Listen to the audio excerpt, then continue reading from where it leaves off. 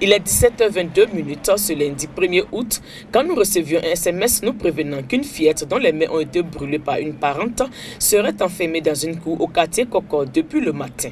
Aussitôt, nous nous rendons sur les lieux et un agent des services sociaux nous apprend que les autorités judiciaires ont été saisies et que les forces de l'ordre sont en route.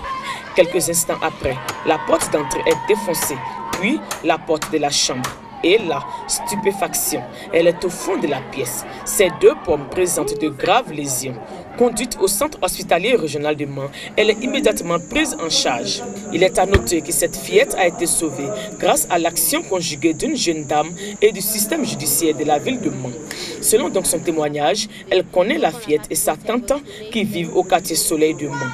Elles ont des étals voisins au grand marché et la fillette aide sa tante à vendre de l'eau et des jus. Toujours selon son témoignage, c'est le dimanche 31 juillet qu'elle a aperçu la fillette seule et avec ses lésions dans ses mains devant l'étal de sa tante.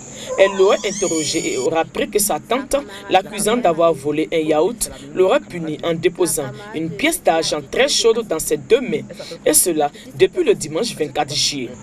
Écœurée, elle porte l'affaire le lundi matin très tôt devant les services sociaux et le système judiciaire. Et la tante, sûrement qui sentait l'étau se refermer sur elle, serait allée confier la fillette à une de ses amies résidant au quartier Coco. Et c'est là qu'elle a été libérée. Pour l'heure, après les premiers soins prodigués, elle se repose.